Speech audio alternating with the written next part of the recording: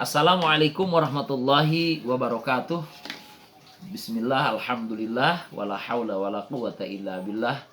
Allahumma salli ala sayyidina Muhammadin al-fatih lima uglik wal khatim lima sabak, nasiril haq bil haq wal hadi ila siratikal mustaqim, wa ala alihi haqqa qadrihi wa miqdarihil azim. Salatan taftahu lana biha abwab ridha wa taysir wa tughliqu biha anna abwab asyarr wa ta'sir wa takunu lana biha waliya wa nasira anta waliyuna wa maulana fa ni'mal maula wa ni'man nasir. Amma ba'du, fa aqulu nawaitu ta'alluma wa ta'lim wa tadhakkura wa tazkir wa naf'a wal intifa wal ifadata wal istifadat wal hasanata tamassuki bi kitabillah wa sunnati rasulillah sallallahu alaihi wa alihi wa sallama wa du'a idal huda wa dilalata alal khair ibtigha amardatihi wa qurbih wa thawabih subhanahu tabaraka wa ta'ala. Bersyukur kepada Allah Subhanahu wa Ta'ala yang mana pada kesempatan yang baik ini saya bisa menemui lagi para ikhwan dan para akhwat fillah di channel kami, yaitu channel Kajian Fikih Umum. Mudah-mudahan pertemuan ini mendatangkan rahmat dan keberkahan dari Allah Subhanahu wa Ta'ala, dan yang paling terpenting kita mendapatkan ilmu yang bermanfaat, manfaat untuk dunia kita dan manfaat untuk akhirat kita. Amin ya Allah ya Rabbal Alamin. Masih seputar penjelasan tentang masalah asyam, penjelasan masalah puasa, karena kita saat ini tengah menjalankan ibadah puasa.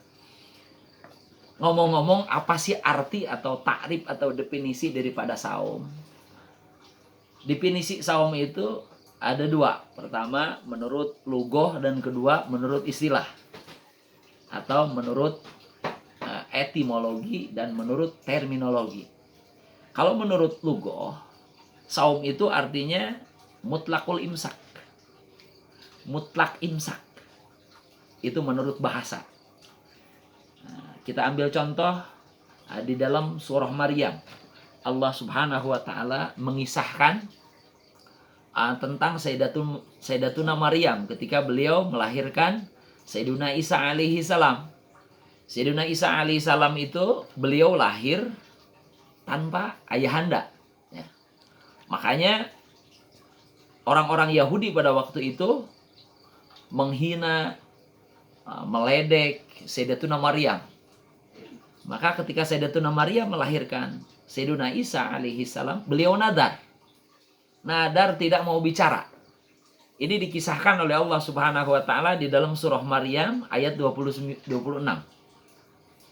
A'udzubillahi samil alimi minasyaitonir rajim. Inni nadzartu lirrahmani sauma falam ukallimal yauma insiya. Kata beliau, ini nadzartu lirrahmani sauma. Aku bernadar kepada Allah Subhanahu wa Ta'ala yang Maha Rahman, sauman untuk bersaum. Maka falan ukallimal yauma insiya, pada hari ini aku tidak akan berbicara kepada manusia, kepada siapapun. Nah, saum yang dimaksud di sini yaitu falan ukallimal yauma insiya, saum dari berbicara. Jadi yang menjawabnya itu Sayyiduna Isa alaihi salam. Jadi Sayyidatuna Maryam diam, Nabi Isa alaihi salam yang menjawab pertanyaan-pertanyaan daripada orang-orang Yahudi. Itu saum menurut lughah, menurut bahasa. Selanjutnya, saum menurut syara atau menurut istilah syariat, al-imsaku an jami'il mufattirat min tulu'il fajr ila ghurubis syamsi biniyatin mahsusatin. Al-imsaku menjaga diri an jami'il mufattirat, dari segala hal yang membatalkan puasa, yang membatalkan saum.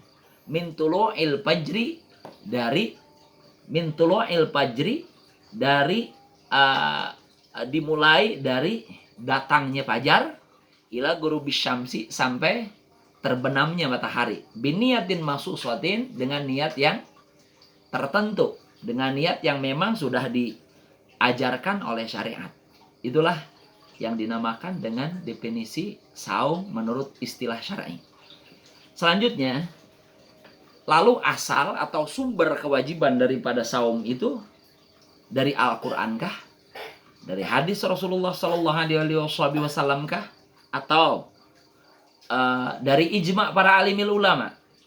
Maka al aslu fi, sumber kewajiban atau nas wajibnya saum itu langsung dari Al-Quran. Sebagaimana yang telah kita maklumi, yaitu di dalam surah Al-Baqarah ayat 173. Allah Subhanahu wa taala berfirman, "Ya ayyuhalladzina amanu kutiba alaikumussyam kama kutiba 'alal ladzina min qablikum la'allakum tattaqun." Itulah nas ayat Al-Qur'an yang mewajibkan kita untuk melaksanakan saum. Lalu penjelasan saumnya di bulan Ramadan itu dijelaskan oleh hadis-hadis Rasulullah Shallallahu Alaihi Wasallam dan ayat-ayat yang lain ditafsirkan oleh para mufassirin. Nah, waktu atau kewajiban yang pertama turun kepada Sayyidina Muhammad Sallallahu Alaihi Wasallam kepada para sahabat, diwajibkannya itu pisanati tsaniyah, yaitu di tahun kedua minal hijrah fi syahri Sya'ban. Setelah Rasulullah Sallallahu Alaihi Wasallam hijrah dari Mekah ke Madinah. Nah, diwajibkan saum itu di Madinah. Berarti di Mekah belum turun kewajiban untuk melaksanakan saum di bulan Ramadan. Belum ada kewajiban. Jadi setelah Rasulullah Sallallahu Alaihi Wasallam hijrah dari Mekah ke Madinah, lalu Rasulullah Sallallahu Alaihi Wasallam tinggal 1 tahun di Madinah, berdomisili di Madinah 1 tahun, baru di situ diwajibkan turun kewajiban di bulan Sya'bannya ayat yang tadi, ya ayyuhalladzina amanu kutiba alaikumussyam. Turun ayat tersebut. Dan Rasulullah Shallallahu Alaihi Wasallam beliau ikut melaksanakan saum di bulan Ramadan, tis'a Ramadanat, 9 bulan. Ya. Jadi Rasulullah Shallallahu Alaihi Wasallam ikut saum di bulan Ramadan itu 9 bulan. Karena di Madinah itu kan beliau 10 tahun ya. Tinggal di Madinah itu. Berarti 1 tahun belum turun kewajiban untuk melaksanakan saum. Nah, yang 9 tahun lagi beliau ikut melaksanakan ibadah saum. Kuluhan nawakis, semuanya itu kurang. Artinya bulannya itu kurang, 29 begitu. Tidak 30, kecuali 1 bulan saja. Yang jumlahnya itu 30 hari. Itu di zaman Rasulullah Shallallahu Alaihi Wasallam. Penjelasan tentang keutamaan daripada saum itu dijelaskan di dalam Al-Quran maupun nas hadis Rasulullah Shallallahu Alaihi Wasallam tentang fadilahnya saum, tentang fadilahnya bulan Ramadan, tentang fadilahnya qiyam atau melaksanakan ibadah di malam bulan Ramadan, dijelaskan secara gamblang, secara papar di dalam hadis-hadis para muhaddisin, apakah itu di Sahih Muslim, Sahih Bukhari, dan Kutubus Sittah, Kutubus Tis'ah, itu semuanya menjelaskan tentang keutamaan daripada saum. Itu sekelumit tentang perjalanan atau sejarah turunnya kewajiban saum kepada umat Sayyidina Muhammad sallallahu alaihi wa alihi wasallam.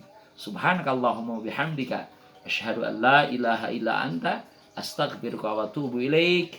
Wassalamualaikum warahmatullahi wabarakatuh.